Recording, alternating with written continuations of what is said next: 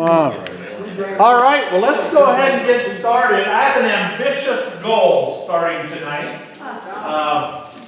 If we think about the timeline, we'd heard a little bit about King Cyrus, and then we've heard a lot about King Darius, and we had heard earlier a mention of Artaxerxes, but in terms of the chronological flow of things, we've heard about the rebuilding of the temple.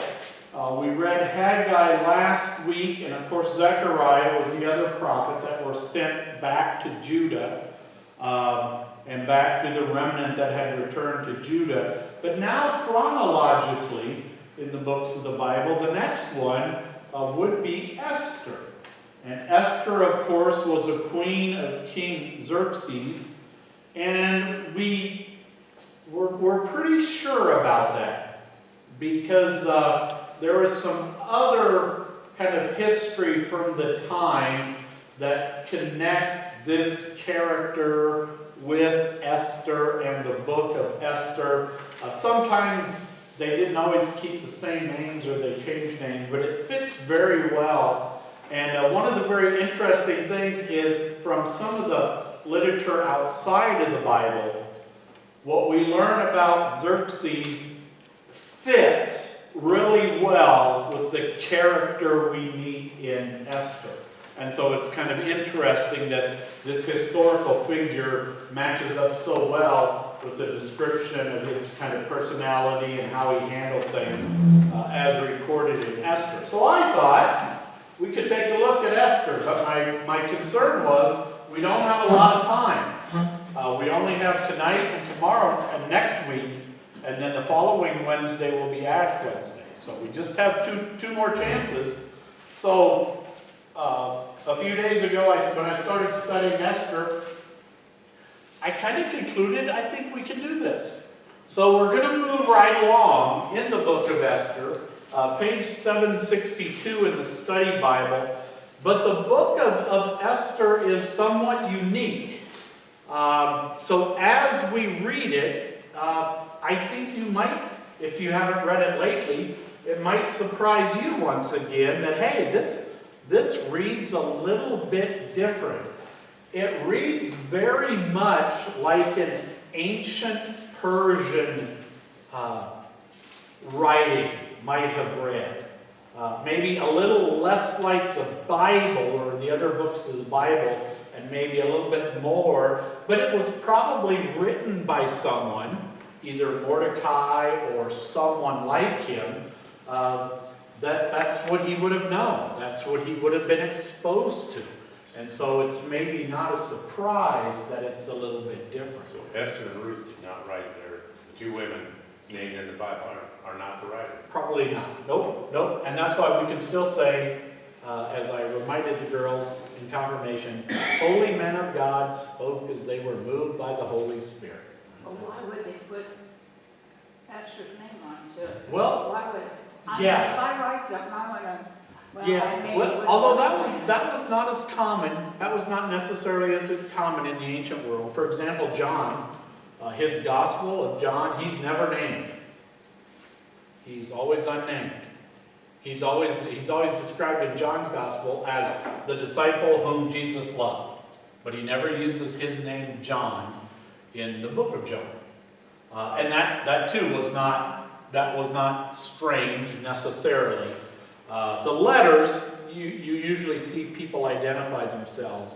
But it actually leaves the authorship of Esther a little bit up in the air, although an argument can be made that it was perhaps Mordecai, that he maybe is the one who read it. But we're really not sure, and there's one verse that makes it sound like it would have been a strange way of writing it if he were writing it himself. Although he could have had someone write it. But we're really not certain about the author. And it is a different book. And I thought maybe the best way to get into that is to just dive in and read a chunk of it and then see what we can make of it. So if someone would be really willing maybe to start us off with the first 9 verses of chapter 1. Okay. Now in the days of Ahasuerus, The Asuras, who reigned from India to Ethiopia over 127 provinces in those days, when King Ahasuerus And that is that odd name, the way it's spelled there. In other translation, who do you have for the king's name here? Xerxes? Yeah. It's sometimes written differently. So in other translations you would find Xerxes here, or here you have Ahasuerus, or whatever it is. But it's the same guy, so don't let that confuse you too much. In those days when King Ahasuerus sat on his royal throne in Susa, the capital, in the 3rd year of his reign, he gave a feast for all his officials and servants, the army of Persia and Media, and the nobles and governors of the provinces were before him. While he showed the riches of his royal glory and the splendor and pomp of his greatness for many days, 180 days, and when these days were completed, the king gave for all the people present in Susa, the citadel, both great and small, a feast lasting for 7 days in the court of the garden of the king's palace. There were white cotton curtains and violet hangings fastened with cords of fine linen and purple to silver rods and marble pillars, and also couches of gold and silver on a mosaic pavement of porphyry. Porphyry, yeah, could be. Porphyry marble, mother of pearl, and precious stones. Drinks were served in golden vessels of different kinds, and the royal wine was lavished according to the bounty of the king. And drinking was according to this edict. There was no compulsion, for the king had given orders to all the staff of his palace to do as each man desired. Queen Vashti also gave a feast for the women in the palace that belonged to King Ahasuerus. All right, so you have in mind this big production, and they're in the capital, Susa, and he's putting on this, and you probably can imagine in all of his governors, what did they say, 127 provinces? So you think of all of the heads of all these areas all being brought to the capital for a big show, and what is on display here? Yeah, his wealth, his might, his greatness, right? So there's and after this big show, 180 days, roughly half a year, then all of a sudden a 7-day feast, this banquet, and all kind of showing off the opulence of the, and perhaps it gives you a little insight into the type of king he was. Was this guy kind of a Jimmy Carter type king? Or was he maybe a little more flamboyant? Maybe a little more, I don't know, Donald Trump-ish. Showing off. Right? Showing off maybe a little bit. Yep, showing off. And when you get around your buddies and you're showing off, well, sometimes things happen. So let's continue to read on. Is Queen Vashti, that's not Esther. Nope, that's another harem. Yeah, and Xerxes would have had a harem, and there would have been many queens. If you pleased the king enough for him to, quote unquote, marry you, he wasn't going to divorce anybody, right? He was going to add you to the harem. And so there would have been many women that could have been referred to as his queen. Lucky guy. What's that? Lucky guy. Yeah, it wasn't that tough back then, was it? I don't know. Careful what you're wishing for.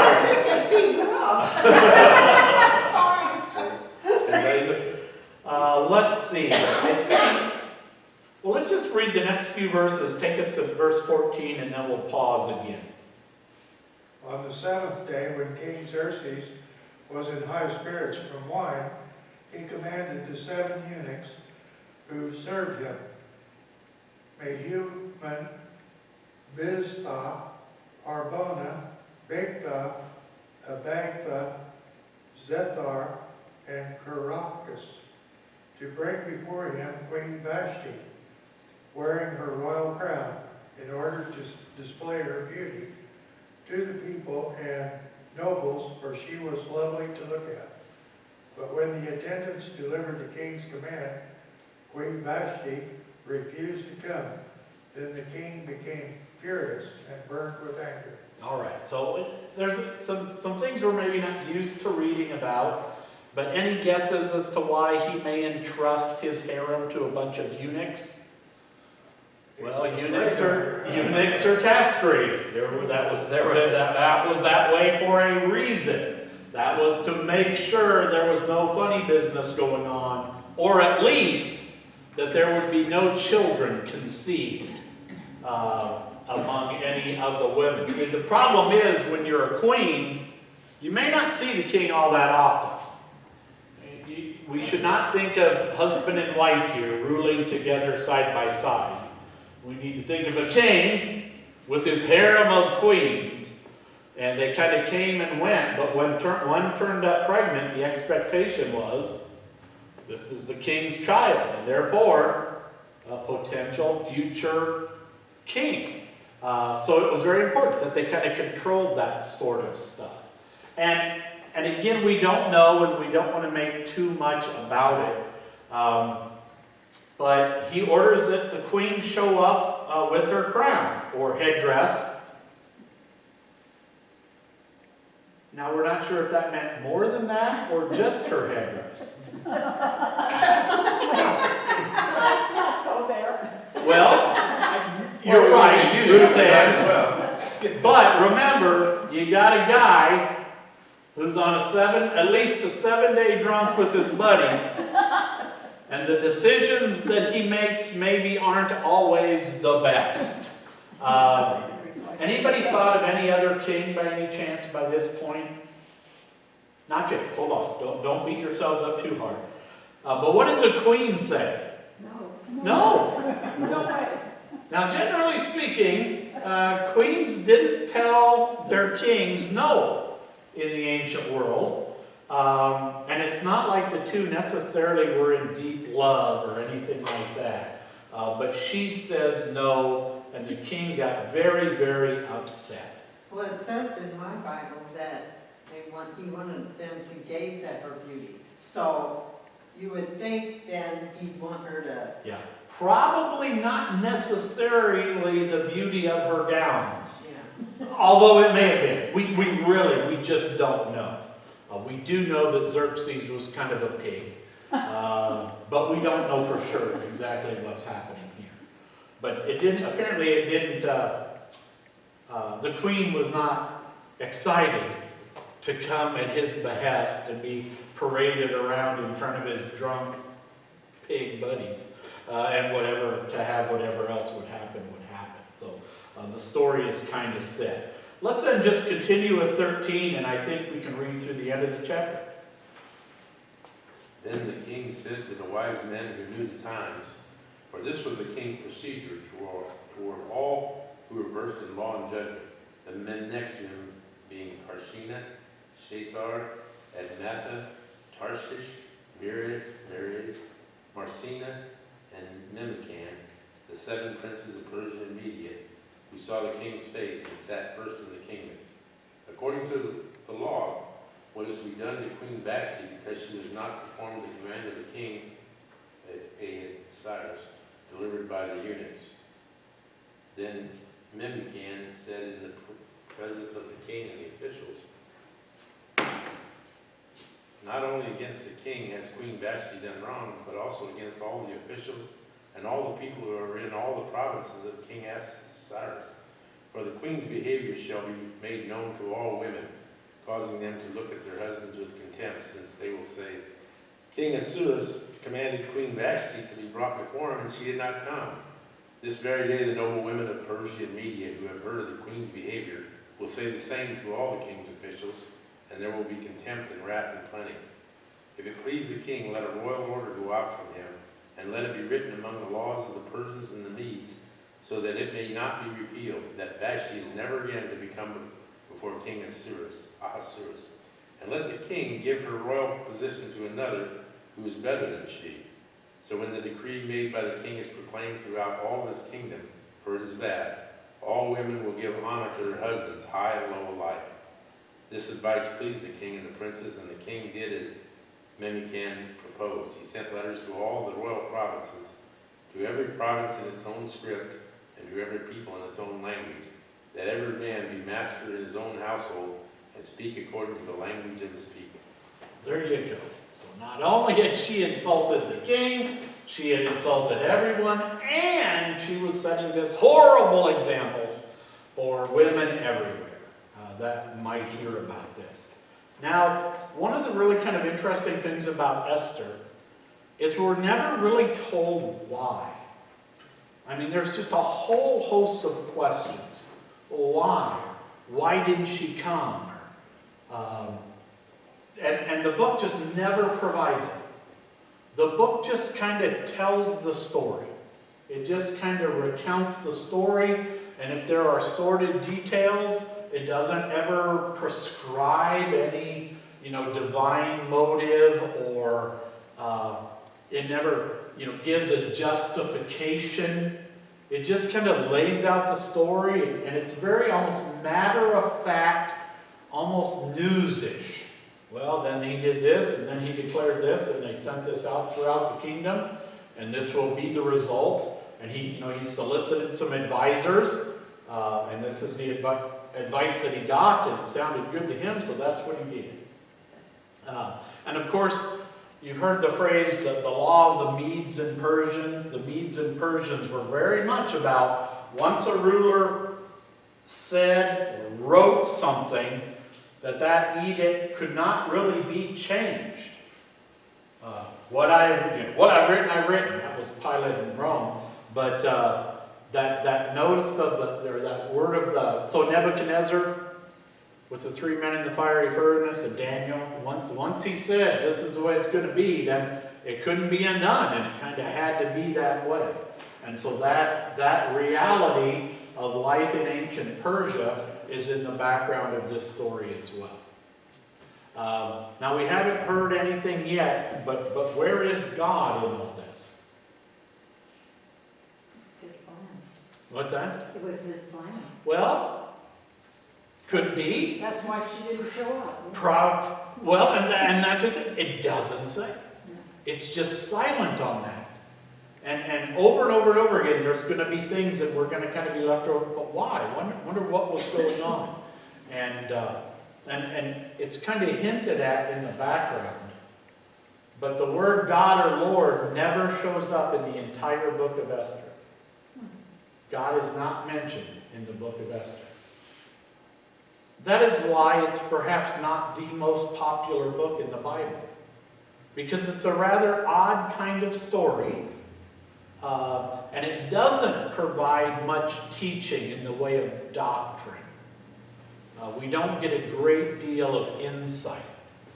But in that respect, it fits very nicely with the timing of Ezra and Nehemiah, because probably the bigger picture is God in the background taking care and managing things so that what is about to happen is going to happen. And in Esther, it won't even acknowledge it very much. It's why it's a very unique book as well. Is this one of the history books? This is one of the history books. It is one of the 12 historical books. It is also, of all of the books that we have in our Old Testament, it's one of the ones that nobody would doubt the book of Genesis is canonical and it's God's word and everything else. When you get to Esther, it's a little more, this almost seems to have more to do with Persian history than it does with God's people. But at this point in time, as we will see, Persian and Jewish history go hand in hand. But we never read from the book of Esther in any of our lectionaries. It's not, one of the key books of Scripture, although it is a book of Scripture. The Jews regarded it as authoritative, but they didn't necessarily put it on the same level as the rest of the Old Testament books. and even for the Christian church, it's always, it's not one of those that everybody is, well, in Esther it says, right? You never get proof text really out of Esther. It's just a different kind of a book. Okay, well let's just let the story unfold then. Chapter 2. Someone wants to maybe take the first 4 verses? After these things, when the anger of the king had abated, he remembered Vashti and what she had done, and what had been decreed against her. Then the king's young men who attended him said, "Let beautiful young virgins be sought out for the king, and let the king appoint officers in all the provinces of his kingdom to gather all the beautiful young virgins to the harem in Susa, the capital, under custody of Haggai, the king's eunuch, who is in charge of the women. Let their cosmetics be given them, and let the young women who pleases the king be queen instead of Vashti." This pleased the king, and he did so. Yeah, so they came up with a scheme to find a replacement for Vashti. And it's going to involve girls from all over the kingdom being brought, being added to the harem, and being provided for. Let's go ahead and read on, maybe 5 through 11. If you want, I'll just go ahead. Sure, go right ahead. Yeah. Now there was a Jew in Susa, the citadel, whose name was Mordecai, the son of Jair, son of Shimel, son of Kish, a Benjaminite, who had been carried away from Jerusalem, among the captives carried away with Jeconiah, king of Judah, from Nebuchadnezzar, king of Babylon, had carried away. He was bringing up Hadassah, that is Esther. So Esther has kind of 2 names here. One, her kind of Jewish name, Hadassah, and Esther, probably more her Persian name. The daughter of his uncle, for she had neither father nor mother. The young woman had a beautiful figure and was lovely to look at. And when her father and her mother died, Mordecai took her as his own daughter. So when the king's order and his edict were proclaimed, and when many young women were gathered in Susa, the citadel, in custody of Haggai, Esther also was taken into the king's palace and put in custody of Haggai, who had charge of the women. And the young woman pleased him and won his favor, and he quickly provided her with her cosmetics and her portion of food, and with 7 chosen young women from the king's palace, and advanced her and her young women to the best place in the harem. Esther had not made known her people or kindred, for Mordecai had commanded her not to make it known. And every day Mordecai walked in front of the court in the harem to learn how Esther was and what was happening to her. And again, in this section, a lot of questions might come to mind. Why did Mordecai tell her not to say anything? What was Mordecai hoping to accomplish by having her among the women in the harem? We're never given an answer to those. And the Bible doesn't even hint at anything. He favored her, though. And that Haggai, the eunuch, he favors her. But again, we're not told why. You know, was she really hot? Was she really gorgeous? She was pretty. It does say she's pretty. Yep, pretty young thing. You mentioned her figure. And it doesn't say that. It doesn't necessarily say that she was a better kind of. I mean, it really doesn't give us much. It just kind of tells us how everyone regarded her and how she fit into things. Yeah, we don't know her age. Did Vashti have to leave the harem then? Did she vanish? Probably left the harem because she would no longer appear before the king. Now, is she still around? Could be in some fashion or another. During this same time, Xerxes, as Gordon has reminded us earlier, is heavily involved with the Greeks, with battling the Greeks and going back and forth with the Greeks. And at times he heads down and Many of his military people, they head down to North Africa, and they're down there battling with the Greeks, and they're getting beaten. Other times they have some success, and then they're beaten back. So all of this is going on as well, kind of in the background of this story. I'm not going to be able to remember his name, but there's an early historian. It's not Josephus, it's someone else. But he wrote a lot about Xerxes, about the Greeks, and about how one time when he was there was some tension between him and one of his queens. And some scholars have wondered if that could be Vashti. If maybe before the banquet, maybe they had butted heads and had some disagreement. And then when they came back, he said, "Hey, come on out and join us." And she said, "No!" Right? Because things had already gone sideways elsewhere. But we're just not told. We're just kind of given these tidbits of the story, but never kind of a justification or a reasoning, and no real connection to how this fits in with the rest of history. It's a pretty simple story boiled down, but it moves right along. And Xerxes is used because that was his Greek name, and he's more famous for what he battled the Greeks. Yeah. In history, I mean. Probably more famous for that than Cyrus and Darius, and even later it's Artaxerxes. Right? Their claim to fame also involves the Jews, but for Xerxes, not so much. So, okay. Where are we? Verse 12? Yeah. Let's go, I think, 12 through 14, and then we'll take another pause. Now when the time came for each young woman to go into King Ahasuerus, after being 12 months under the regulations for the women, since this was the regular period of their beautifying, 6 months with oil of myrrh, I guess that's right, myrrh, and 6 months with spices and ointments for women. When the young woman went into the king in this way, she was given whatever she desired to take with her from the harem to the king's palace. In the evening she would go in, and in the morning she would return to the second harem in custody of Shazgaz, Yeah, Shazgaz, that's a name. the king's eunuch, who was in charge of the concubines. She would not go into the king again unless the king delighted in her, and she was summoned by name. So this process took, over a year. And these women would have been given good food, good makeup, good oils, good perfumes, and all that kind of stuff.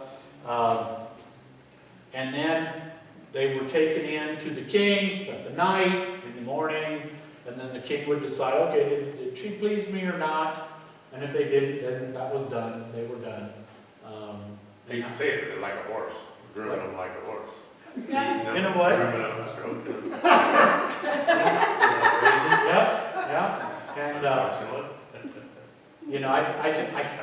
terrible of me, but I kept thinking, man, because I think sometimes people think, wow, what a great job to have been one of those eunuchs. Have you ever watched any of those reality shows on TV where they put like a whole bunch of women together? Man, for a year? And they're competing, right? I mean, they're kind of competing with, I'm not sure that would have been a very fun place to hang out. I don't think it would be very fun for them though. I mean, I know they got the right food and the perfumes and all the. You mean for the women? Yeah, Yeah. I mean. Although remember what the other options would have been. If you were a little slave girl who was taken out in that position. I think I'd rather scrub. Please, a bunch of men. To go to I'd rather scrub. And what's kind of interesting, the Bible never talks about, was this a good thing or a bad thing? It never presents it as necessarily being good or bad. It just simply says, this is the way it was. This is what they did. So it's almost very matter of fact. There's really no judgments here. The book of Esther, and I don't think this should come as too big of a surprise, but we don't look to the book of Esther for a lot of guidance into how we are to live our lives. In terms of, right, harems and taking a year and picking the pretty girls and all, you know, it's not presented as a, hey, here's a good way to operate. But by the same token, it's not really presented as this is a terrible way to operate. It's just kind of presented. This is what they did. This is what is happening. Do they still have harems in different countries? Yeah, oh yeah, there are still some. Yeah, some rich, wealthy sheiks and tycoons, and I don't even know what they call them in like the Arab Emirates. But there they might have a harem. I'm not so sure that some of the modern women in those places put up with being a part of a harem like they used to. So that's kind of hard to say. But yeah, Some of these cults that's been around here. Even. Well, that's true. That is true. Some of the cults have several women. Yeah, you know, Sister Wives, it's right there on TV. Although I don't know, every time I I've see, never watched it. I don't either, but from the You don't commercials, watch it. from the commercials, I would not describe those ladies as a harem. But that's just me. That's probably bad. They've been fighting though too, they fight. Yeah, I mean, just by the advertisements. oh, yeah, well, and they have to make it interesting. Yeah, I guess. All right, verse 15 then, 15 to 18. When the turn came for Esther, the girl Mordecai had adopted, the daughter of his uncle Abihail, to go to the king, she asked for nothing other than what Haggai, the king's eunuch, who was in charge of the harem, suggested. And Esther won the favor of everyone who saw her. She was taken to King Xerxes in the royal residence of the 10th month, the month of Tebet, in the 7th year of his reign. Now the king was attracted to Esther more than any of the other women, and she won his favor and approval more than any of the other virgins. So he set a royal crown on her head and made her queen instead of Vashti. And the king gave a great banquet, Esther's banquet, for all his nobles and officials. He proclaimed a holiday throughout the provinces and distributed gifts with royal liberality. Liberality, probably, yeah. So Esther is ultimately, again, there's just, right, you get a sense here that why did she win favor? Because she didn't take with her, because these girls could take anything they wanted. They could take them with them when they went in. You know, we're told she took nothing except what the king's eunuch told her to take or advised her to take. And we're told that he liked her. And so you could guess, well, what did he take in? And we really don't have any idea. You know, I suppose this would be like, you know, the girl goes in to see the king, and the king is from Texas, and so the girl goes in wearing what? A cowboy jersey. Yeah, and the king goes, all right! Right? We're not told exactly why she found favor with. We don't. Was it because she was so nice? Was it because she was so sweet? Was it because she was so humble? Was it simply because she was so good looking? Seems a little hard for me to believe, because you got to believe the other girls weren't dogs either. So maybe she was a tattletale. Well, and yeah. Now, was Esther a good person or not? We don't know. We really don't know. I mean, it doesn't seem to be all that important in the telling of the story. But we are told that she is selected by the king, and she becomes queen in Vashti's place. Well, now things are about to get interesting. Someone want to finish up the chapter for us? Now when the virgins were gathered together the second time, Mordecai was sitting at the king's gate. Esther had not made known her kindred for her people, as Mordecai commanded her, for Esther obeyed Mordecai just as when she was brought up by him.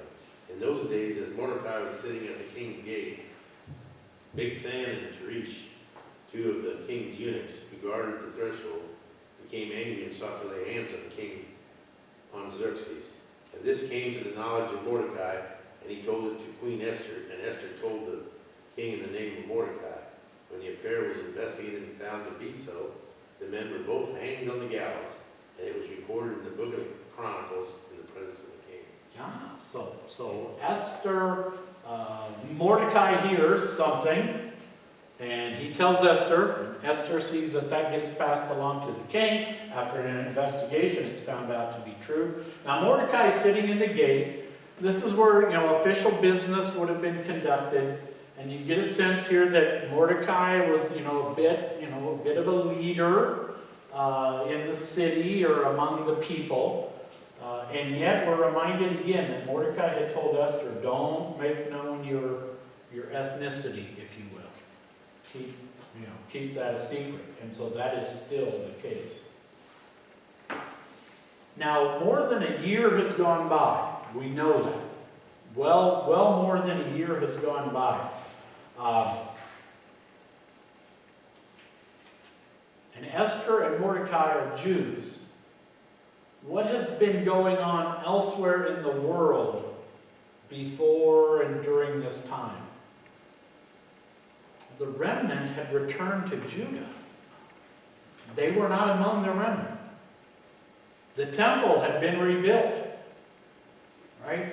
And God was calling his people to repentance and to faith through Ezekiel and others.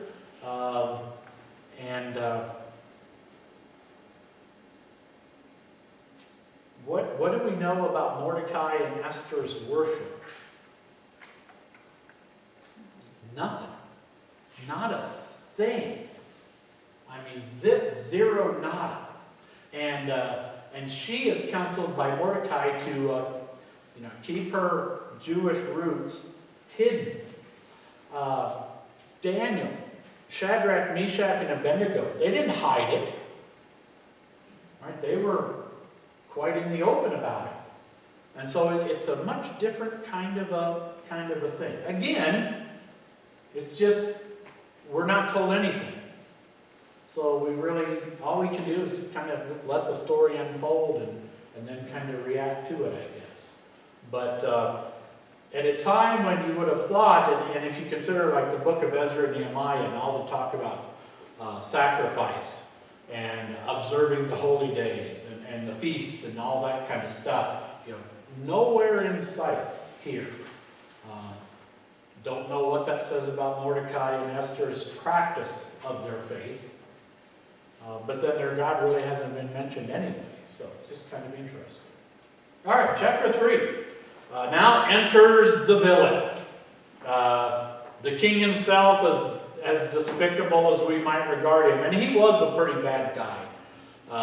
He had problems with his kid wanting to take his crown and his throne, and so he was a despot as well. But he's really not the bad guy. The bad guy is to enter the scene here in chapter 3. How about the first 6 verses? How about I take my turn?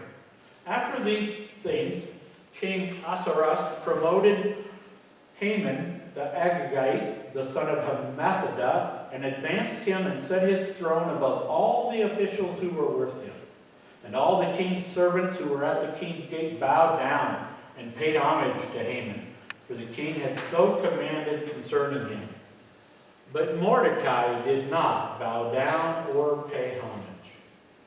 Then the king's servants who were at the king's gate said to Mordecai, "Why do you transgress the king's command?"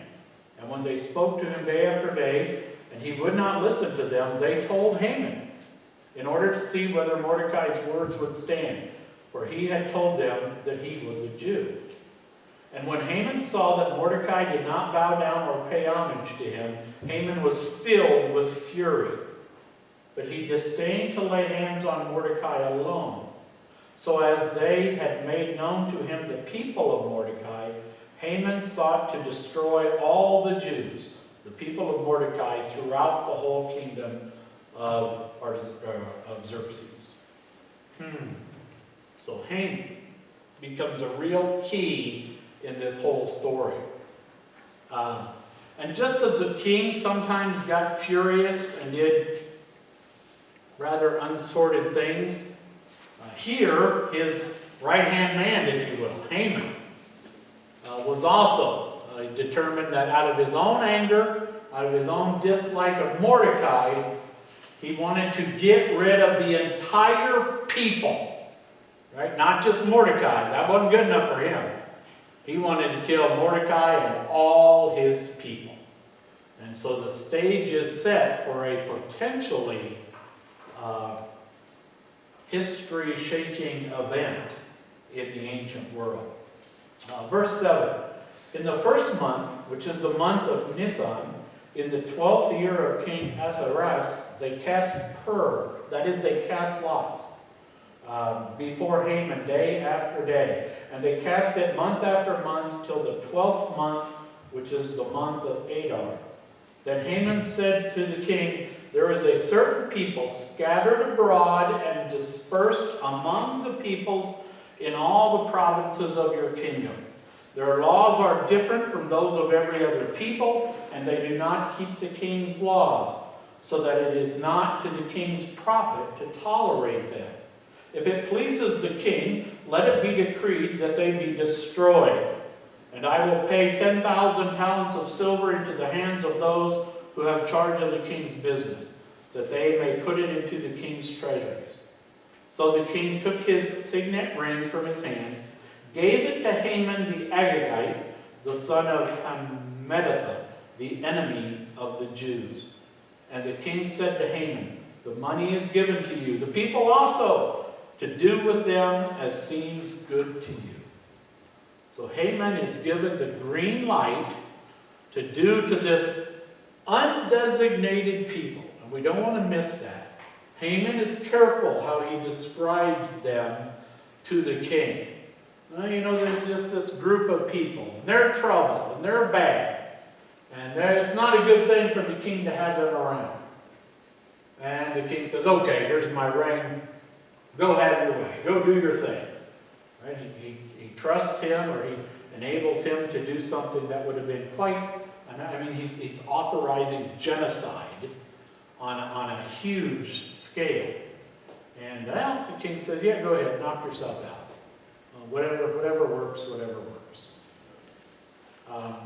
Then the king's scribes were summoned on the 13th day of the first month, and an edict, according to all that Haman commanded, was written to the king's satraps and to the governors over all the provinces and to the officials of all the peoples, to every province in its own script and every people in its own language. It was written in the name of King Ahasuerus and sealed with the king's signet ring. Letters were sent by couriers to all the king's provinces with instruction to destroy, to kill, and to annihilate all Jews, young and old, women and children, in one day, the 13th day of the 12th month, which is the month of Adar, and to plunder their goods. A copy of the document was to be issued as a decree in every province by proclamation to all the peoples to be ready for that day. The couriers went out hurriedly by order of the king, and the decree was issued in Susa, the citadel. And the king and Haman sat down to drink, but the city of Susa was thrown into confusion. Now, it sounds like it's not quite as clear in the ESV translation, but we get the sense that Haman kind of cast lots by casting the pur, and that it came out that this should all happen on the 12th month, on what, the 12th day or something like that. But sometime in the future, and you say, wow, how fortuitous that was. And some might say, well, what a fortunate coincidence or happenstance. Or maybe somebody else is at work behind the scenes. Right? This maybe isn't just all accidental. But the word goes out, And one of the things ancient Persia could do was get the word out. There are records of messages traveling across right from northern Africa all the way to, what would that be? North, south, east India, northwest India. I mean, that was the expanse of their kingdom. And they had a network, and so the word went out, and the stage was set for the complete annihilation of the Jews. So if you think about Cyrus before him and Darius before him, he's definitely going in a different direction, isn't he? Right? They had returned the exiles, gave them money, right? All that other kind of stuff. And here Xerxes is going in a different direction. Largely, and because of Haman. Right? The king wasn't very careful here. You know, he probably should have asked a few more questions. Now, what is this people? How many of them are there? Where are they? And when you begin to wipe out an entire group of people, you can end up leaving a pretty big hole in your economy and in your workforce and in your cities and towns and communities as well. We're given a glimpse of why the Jews are always picked on through history, because they're different. They got a different religion, they got different ways. Yeah. There was no Muslims yet, right? Correct. That's Correct. Yep. Muslims won't come along until about, 600. gosh, 1,100 years from now. So it's going to be quite a while from now. But yeah, the Jews were always singled out. Yeah, And God's people were different.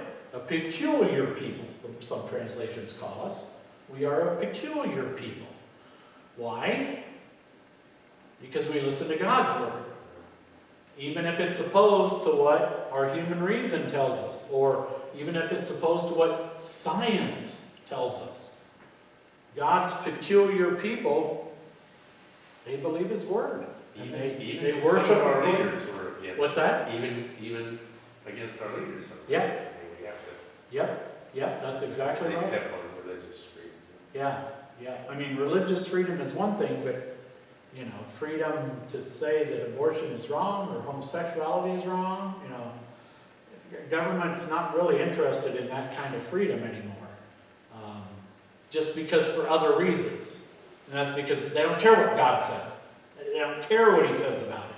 They know what's best. They know what's better. And man, if we could just get them stupid Christians to shut up. And in the ancient world, it used to be the Jews. They were different. They were the ones with a different God. Almost everyone else had a pantheon of gods. The Romans, the Babylonians, the Greeks, many gods, right? So, and room for more. But not the Jews and not Christians. And many people find that very annoying. You know, why would you guys think you have it all right? And the rest of us have it wrong. I mean, the Christian faith is very offensive to non-believers. We maybe don't realize it, but it is. Just our claims of exclusivity, if nothing else. All right. Well, I want to get through one more chapter. Does someone mind picking back up in chapter 4? Esther agrees to help the Jews. When Mordecai learned all that had been done, Mordecai tore his clothes and put on sackcloth and ashes and went out into the midst of the city, and he cried out with a loud and bitter cry. He went up to the entrance of the king's gate, for no one was allowed to enter the king's gate clothed in sackcloth. And in every province, wherever the king's command and his decree reached, there was great mourning among the Jews, with fasting and weeping and lamenting, and many of them lay in sackcloth and ashes. When Esther's young women and her eunuchs came and told her the queen was deeply distressed, she sent garments to clothe Mordecai, so that he might take off his sackcloth. But he would not accept them. Then Esther called for Hathach,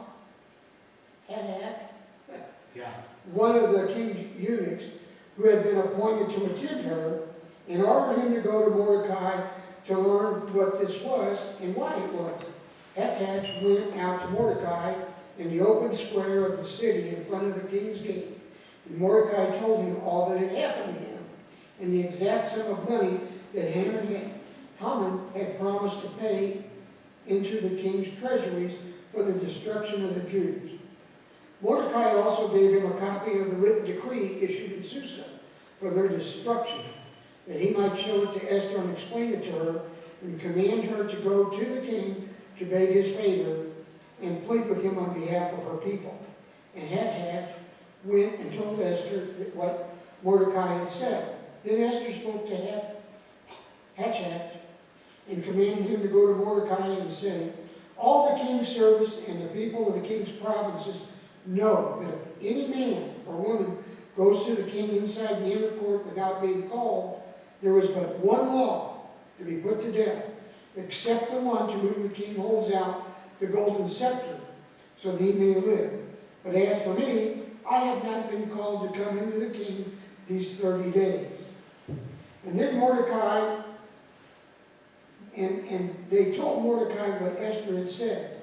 Then Mordecai told them to reply to Esther, do not think of yourself that in the king's palace you will escape any more than all the other Jews. For if you keep silent at this time, relief and deliverance will rise for the Jews from another place. But you and your father's house will perish. And who knows whether you have not come to the kingdom for such a time as this. Then Esther told them to reply to Mordecai, go, gather all the Jews to be found in Susa, and hold a fast on my behalf. And do not eat or drink for 3 days, night or day. And I and my young women will also fast as you do. Then I will go to the king. For it is against the law, and if I perish, I perish. Mordecai then went away and did everything as Esther had ordered him. All right, so, and here you get a sense, there's a couple of things kind of underneath the surface here, but when Mordecai suggests that at the end of verse 14, and who knows whether you have not come to the kingdom for such a time as this. There's a certain amount of uncertainty there. Who knows? You know, maybe this is why you're the queen. Maybe, right, not spoken, but it's almost as if Mordecai is saying, hey, maybe our God is, he doesn't ascribe to it. He doesn't say, God told me, or I know from God, or anything like that. But he also does warn Esther, don't think you can hide. Don't think you can just hide in there and not tell anybody. But then you actually, I think you get a little bit of a hint of faith from Mordecai here. For if you keep silent, relief and deliverance will rise for the Jews from another place. Who knows? Maybe you're the one. But who knows? Maybe not. And oh, by the way, if you refuse to do this, know that you and your father's house will be destroyed and wiped out. It's the law of the Medes and Persians. There was no escape from this. And Mordecai knows that. Once it's brought to be known that she was one of them, she would have to be killed. That's the law. That's the edict. And he said, so don't think you can escape. And if you try it, you won't. And then don't worry, God, deliverance for the Jews, for God's people, will come from somewhere. But who knows? Maybe it's you. And what is Esther up against at this point of the story? If you march into the king, right? If he hasn't said that you could come, or he doesn't invite you, and she hadn't been there for 30 days, you almost get a sense. So we wonder, well, how often did she see him? Was this not a long time, or was it a long time? Or, well, it probably depends if he's in town. If the king is out of town for 3/4 of a year on some battle or some trip or something, well, you're not going to see him. So, very, very kind of an odd situation here. But certainly, the existence of God's Old Testament people are in grave danger here. And that's where I'm going to stop tonight. We're about halfway through. Actually, I think we may be just a touch longer than, I don't know, it's about halfway. So the rest of the story will unfold equally as quick, and so I think we'll be able to finish it up next week without too much problem. Any questions or comments before we take a pause for a week? Yeah, Lon? Well, God never got to his people, never gave them any laws, any rules. He let them live just kind of the way they wanted to, right? Well, and here they were, Years. and here they were living among the heathen Persians. So the laws and everything would have been according to the Persians. It was not as it was in Jesus' day, where the Romans allowed the Jews to kind of do their own thing and to make laws and rules. It wasn't that case at all. And some of the Jews had already gone back to Judea, had already gone back to Jerusalem. Were already rebuilding the temple and such. But, and there were Jews that had been scattered from all over at many different times, and this edict essentially covers them all. And so this was, had there been no intervention, if it had just been allowed to run its course, it would have practically seen the extermination of all of God's Old Testament people. So that's kind of what's at risk here. Now the story is going to have a couple of twists and turns coming up, which is interesting, and kind of make it a fun story. But we'll save that for next week. All right? If you haven't read it in a while, it's kind of a neat story, the way it kind of ends. So I'm kind of lost. So Yep. this goes also to the people that went back and built the temple and so forth. It covers them also? Yeah. So Yep. This would have been for Jews everywhere. So does his decree not kind of go against the other kings that were supporting them? Or he didn't say not kill them in his decree, the other ones, is that it? Right. In the other ones, it never said don't kill them. It said let it build and help them build. But it never, and we'll see an example of that, of how a new edict is written to not eliminate the other one, but to kind of render it obsolete.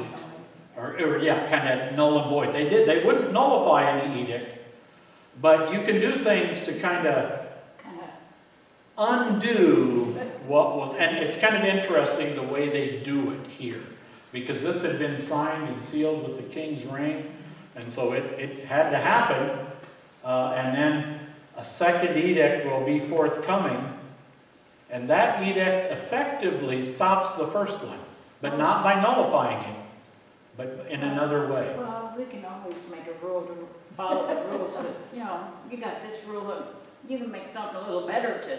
Well, and it's, I can't keep you hanging. So, right, kill all the Jews, and if you do, money and all that other stuff will be yours.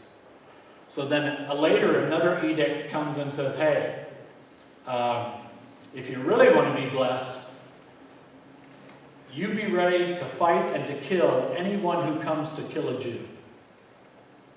And you be on their side, and everything will go well with you. And oh, by the way, if you do that on this such and such a day, as was in the first edict. So now all of a sudden you got, okay, there's a few people that want to kill Jews, and now you have Jews and a whole bunch of other people that don't want them killed, and they have the green light from the king to kill and take all their stuff. So, on that day, are you going to be out there seeking to kill a Jew? Probably not, because there's a lot of people standing around with swords going, so what are you up to today? Well, I'm going to kill a Jew. Whack! Right? And so this new edict, it doesn't nullify the first, but it renders it practically useless. So it's kind of the way it works. Again, no specific mention of God. Sackcloth, ashes, very much a Jewish way of mourning, or maybe petitioning or acknowledging kind of penitence before God. But no mention that he went to the synagogue, or that he sought out a prophet, or that it's just, he did this and... But you can see that there's still God's hand.